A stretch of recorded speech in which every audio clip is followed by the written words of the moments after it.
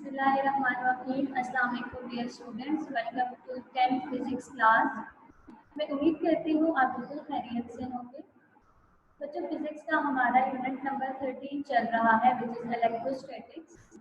आज हमने combination of capacitor study करना है। ठीक है, कल हमने कैपेसिटर देख लिया था कि कैपेसिटर क्या होता है। कैपेसिटर एक ऐसी डिवाइस है जिसको हम यूज करते हैं चार्ज को स्टोर करने के लिए। ठीक है, और वहाँ पे हमने जो है ना उसके लिए जो उसकी कैपेसिटेंस थी उसके लिए इक्वेशन भी बना ली थी कि Q जो है वो डायरेक्टली प्रोपोर्शनल टू V होता है।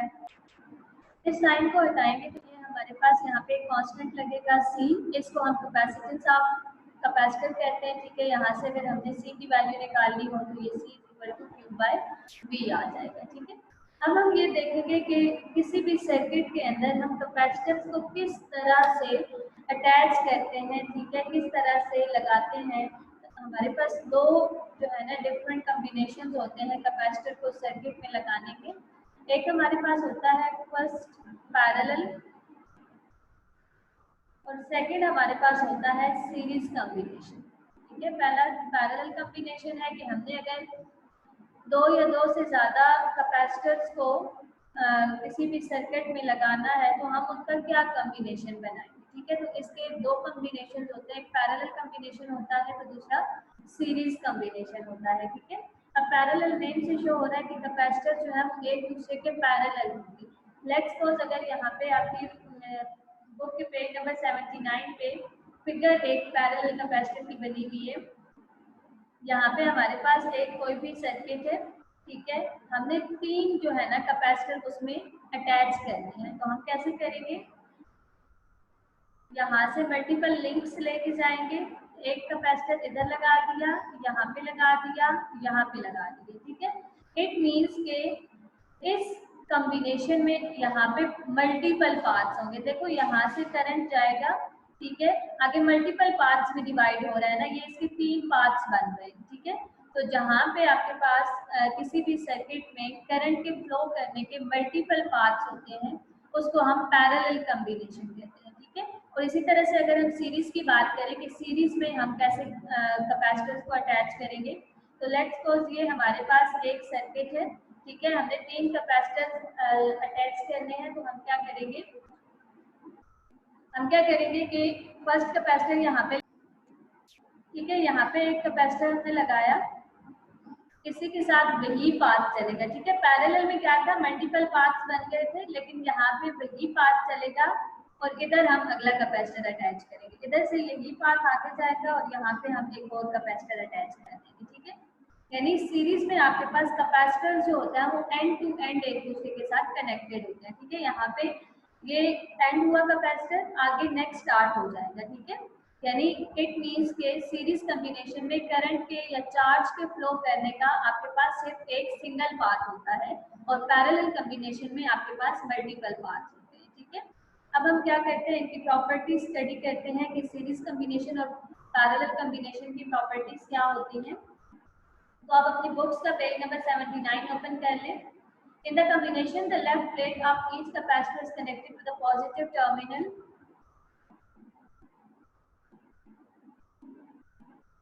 In the combination, the left plate of each capacitor is connected to a positive terminal of the battery. अब यहाँ पे आप देख सकते हैं कि ये तीन कैपेसिटर अटैच हैं और तीनों का ये वाला जो एंड है ये पॉजिटिव टर्मिनल के साथ अटैच है। ठीक है, of the battery by a conducting wire.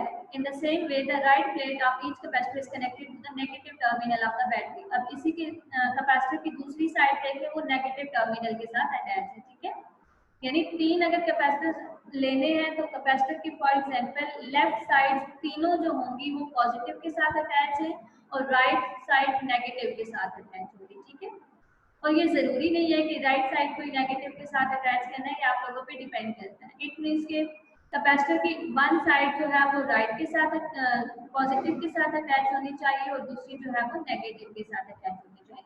यहाँ पे कुछ कैरेक्टरिस्टिक्स बताई गई हैं। Each capacitor connected to a battery of voltage V has the same potential difference. अब आप लोगों ने ये याद रखना है कि पैरेलल में क्या होगा। यहाँ पे मैं एक टेबल बना लेती हूँ, ये पैरेलल है। ठीक है, और यहाँ पे मैं सीरीज राइट कर देती हूँ। यहाँ पे पैरेलल, ठीक है। अब पैरेलल में हम देखेंगे कि आपके पास जो वोल्टेज होगा वो सेम रहेगा। इट मींस लेट्स सपोज आपके पास कैपेसिटर 1 की वोल्टेज V1 है, C2 की V2 है और ये C3 की आपके पास V है। ये तीनों इक्वल होंगी और इक्वल किसकी होंगी? V के। यानी जितना वोल्टेज हम उसको अप्लाई कर रहे हैं वो सारा वोल्टेज तीनों कैपेसिटर्स में इक्वली डिस्ट्रीब्यूट हो रहा है, इक्वल जा रहा है, ठीक है। नेक्स्ट है आपके पास the charge developed across the plate of each capacitor will be different due to different values of capacitance. अब क्या होगा कि वोल्टेज तो सेम है, ठीक है, लेकिन चार्ज जो है वो डिफरेंट होगा, ठीक है। चार्ज आपके पास डिफरेंट होगा। चार्ज क्यों डिफरेंट होगा कि अब जरूरी नहीं है कि हर कैपेसिटर की जो कैपेसिटेंस है वो सेम, ठीक है। तो इस वजह से आपके पास हर कैपेसिटर का जो चार्ज है वो डिफरेंट होगा। थर्ड, यहाँ पे इन्होंने आपको बताया the total charge Q supplied by the battery is divided among the various capacitors. Hence अब यहाँ पे क्या होगा, चार्ज चूंकि डिफरेंट है तो लेट्स सपोज आपके पास टोटल चार्ज Q है, ठीक है। तो टोटल चार्ज Q कैसे आए? चार्ज आपके पास क्योंकि डिफरेंट है तो ये टोटल चार्ज है। टोटल चार्ज आपके पास Q1, Q2 एंड Q3 में डिस्ट्रीब्यूट हो जाएगा, ठीक है। यानी वोल्टेज आपके पास सेम थी ना, तो ये तीनों इक्वल आ रही थी। यहाँ पे चार्ज डिफरेंट है तो वो डिस्ट्रीब्यूट हो जाएगा तीनों कैपेसिटर में, ठीक है। और तीनों को जब हम सम करेंगे तो हमारे पास टोटल चार्ज आ जाएगा।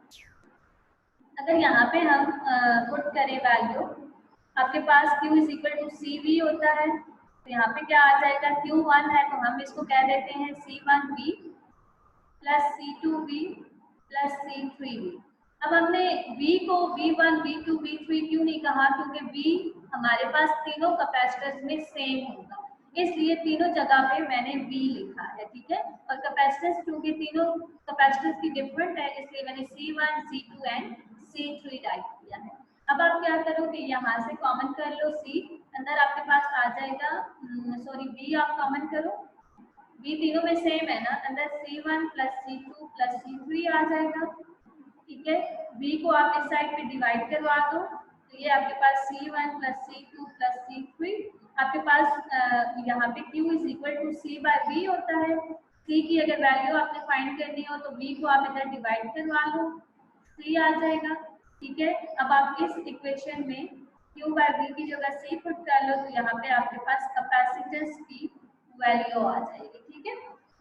ये आपके पास कैपेसिटेंस होती है C1, C2 and C3।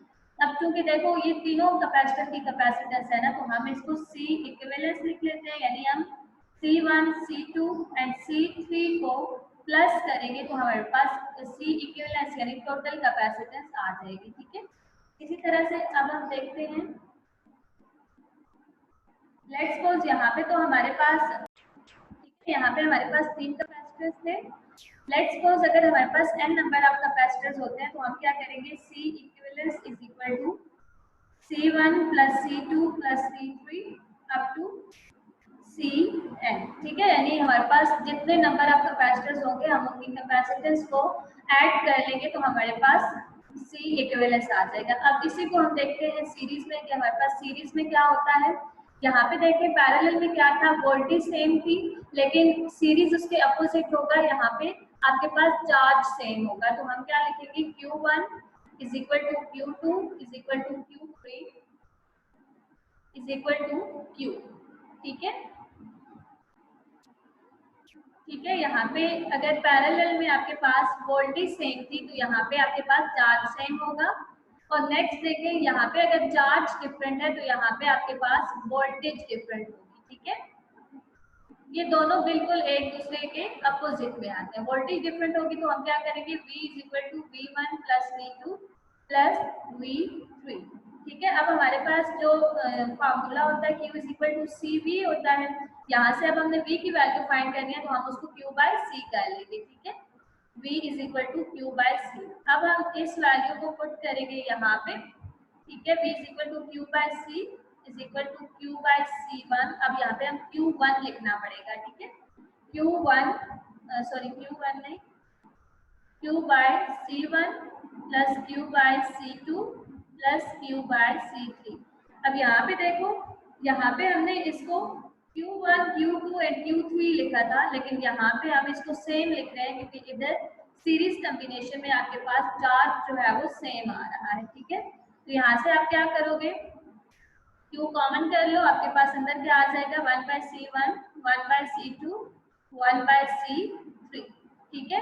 Q यहाँ पे भी है, यहाँ पे भी है, दोनों कैंसिल आउट हो जाएंगे, ठीक है। तो इधर आपके पास 1/C is equal to 1/C1 plus 1/C2 plus 1/C3, ठीक है। अब पैरेलल में आपके पास सिंपल आपने क्या करना था, कैपेसिटेंस का सम कर लेना था, तो आपके पास C इक्विवेलेंस आ जाती थी। जहाँ पे आप क्या करेंगे, रेसिप्रोकल लेंगे, रेसिप्रोकल लेने के बाद सम करेंगे तो तब आपके पास C इक्विवेलेंस आएगी, ठीक है। इसी तरह से यहाँ पे 3 कैपेसिटर्स हैं, अगर कैपेसिटर्स जो है वो n नंबर्स में हो तो हम क्या करेंगे, 1/C1, 1/C2, 1/C3 up to 1/Cn, ठीक है। ये हमारा था पैरेलल और सीरीज कॉम्बिनेशन। अब हम देखते हैं कि टाइप्स ऑफ कैपेसिटर्स क्या होती है, ठीक है। मैं आपको डिफरेंट टाइप ऑफ कैपेसिटर्स बता देती हूँ, आपने इनको खुद से स्टडी करना है, ठीक है। आपके पास कुछ कैपेसिटर्स जो होते हैं वो वेरिएबल कैपेसिटर्स रखते हैं और कुछ जो होते हैं वो फिक्स्ड कैपेसिटर्स रखते हैं। जैसे हमने पैरेलल प्लेट कैपेसिटर रखा तो जितना हम साइज इसका रखेंगे, ठीक है, उसकी उतनी ही कैपेसिटेंस उस पर डिपेंड करती है ना, तो हम उसको according to our need change नहीं कर सकते, ठीक है। लेकिन कुछ कैपेसिटर्स जो होते हैं वो वेरिएबल होते हैं, ठीक है, जिनकी कैपेसिटेंस को हम according to our need change कर सकते हैं, ठीक है। जैसे यहाँ पे पेपर कैपेसिटर बताया गया है, मीटर कैपेसिटर है, और ये मीटर कैपेसिटर की मतलब फॉर्म बताएगी ये, ठीक है। तो ये जो हमारे पास कैपेसिटर होते हैं इनकी कैपेसिटेंस फिक्स्ड होती है, इनको हम चेंज नहीं कर सकते। लेकिन यहाँ पे जो कैपेसिटर दिखाया गया है वेरिएबल कैपेसिटर, ठीक है, इस वेरिएबल कैपेसिटर को हम अगर सर्किट में यूज करते हैं तो लेट्स सपोज अगर हमें 10 चाहिए, 10 फैरेड कैपेसिटेंस चाहिए तो हम इसको 10 पे भी कर सकते हैं फिक्स, और अगर हमें 15 चाहिए तो हम 15 पे भी कर सकते हैं। Means according to our need हम इसकी कैपेसिटेंस जो है वो उसको चेंज कर सकते हैं, ठीक है। ये आप लोगों ने बाकी इसको स्टडी कर लेना है। नेक्स्ट आपके पास uses of capacitors. Capacitors have wide range of application in different electrical and electronic circuits, ठीक है। इलेक्ट्रिकल में भी और इलेक्ट्रॉनिक सर्किट में भी आपके पास कैपेसिटर्स यूज होते हैं, ठीक है। जैसे फैन में आपके पास कैपेसिटर यूज होता है, इसी तरह से चार्जर्स में आपके पास कैपेसिटर यूज होता है, ठीक है। लैपटॉप्स में यूज होता है क्योंकि वो उसकी चार्जिंग कर ली जाती है कैपेसिटर में, वो उसकी चार्जिंग स्टोर हो जाती है, ठीक है। For example, there are used for tuning transmitter, receiver and transistor radios. They are also used for table fans. यानी मतलब यहाँ पे आपको बताया गया है कि सीलिंग फैंस में आपके पास कैपेसिटर यूज होते हैं, एग्जॉस्ट फैंस में यूज होते हैं, ठीक है। यानी डिफरेंट अप्लायंसेस में आपके पास कैपेसिटर्स जो है वो यूज हो रही होती है, ठीक है। नेक्स्ट है आपके पास एप्लीकेशन ऑफ इलेक्ट्रोस्टैटिक्स। तो आप लोगों ने इसको स्टडी करना है। इलेक्ट्रोस्टैटिक जो है वो एयर क्लीनर में यूज होता है, पाउडर पेंटिंग में यूज होता है, और यहाँ पे इसकी हैजर्ड्स है कुछ लाइटनिंग और फायर और एक्सप्लोजन, ठीक है। ये आप लोगों ने खुद से रीड करना है, जस्ट आप रीड करेंगे तो आपको जो है ना इसका कॉन्सेप्ट क्लियर हो जाएगा, ठीक है। और इसके अलावा जो हमने पैरेलल और सीरीज कॉम्बिनेशन ऑफ कैपेसिटर पढ़ा है वो बहुत इंपॉर्टेंट टॉपिक्स हैं, वो आप लोगों ने अच्छे तरीके से इसी तरह से जैसे मैंने कंपैरिजन करके बताया है, आप अगर कंपैरिजन करके इसको प्रिपेयर करेंगे तो आपको प्रिपेयर करने में आसानी होगी, ठीक है। नेक्स्ट लेक्चर में हम न्यूमेरिकल सॉल्व करेंगे और इसी के साथ आप लोगों को कॉन्सेप्चुअल क्वेश्चंस की मैं पिक्चर्स भेजूंगी, आप लोगों ने वो नीट नोटबुक्स पे सॉल्व करनी होगी, ठीक है। अपना ख्याल रखिएगा। अल्लाह हाफ़िज़।